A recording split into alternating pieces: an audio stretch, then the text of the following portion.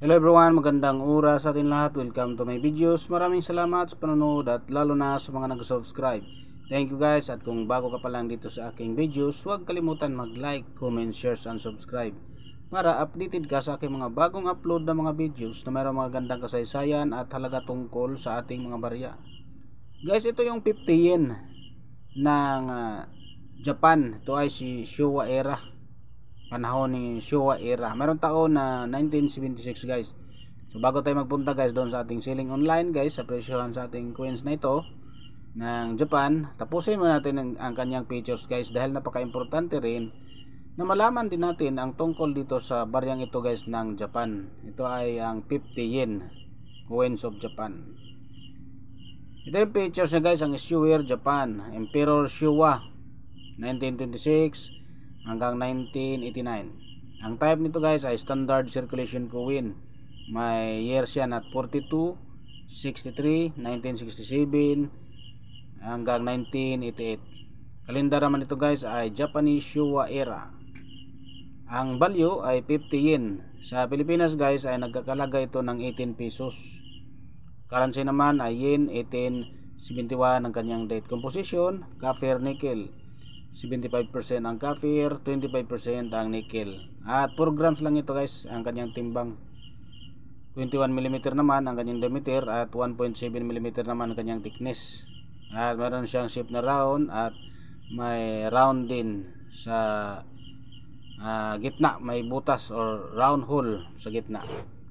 So ang technique nito guys ay mild orientation, middle alignment, number A number 1026, Y number 81,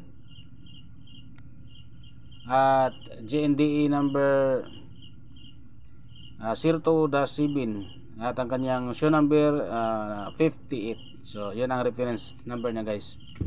Ang Y number 81, GNDE number 02-7, and show number 58. So yan ang reference number. Ang obverse naman natin guys ay ito yun.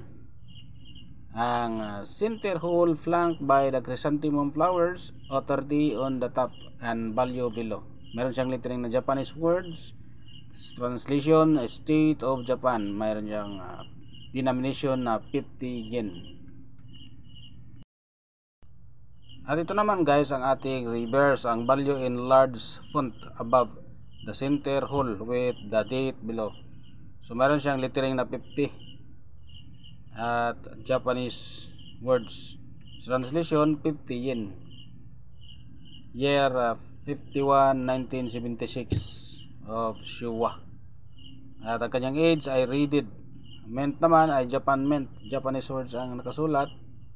At Dokuretsu, Gyoshi, Hojen, Suhikyoku, Japan. So yan ang kanyang mint guys. So ang ating 1976 guys, ang number 51 sa kanyang Chinese calendar, 14% lang to guys sa 241,880,000 ka piraso. So napakarami guys. Mayroon siyang fine na 26 pesos, ang very fine 28 pesos, uncirculated 37 pesos.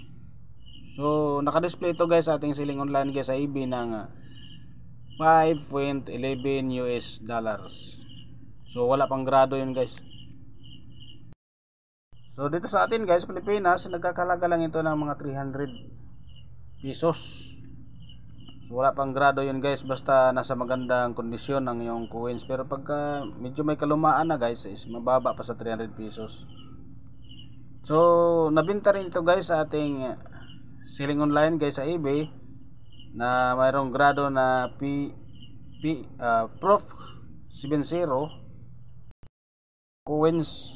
May taon na 1993 ang ating 50 yen coins na nagkakaroon ng price na 239.99 US dollar. So umabot ng 14,159.41 centavos dito sa ating Pilipinas guys. So yun guys, naman nakuha natin impormasyon tungkol dito sa ating 50 yen coins guys ng Japan. Maraming salamat sa panonood at God bless sa ating lahat.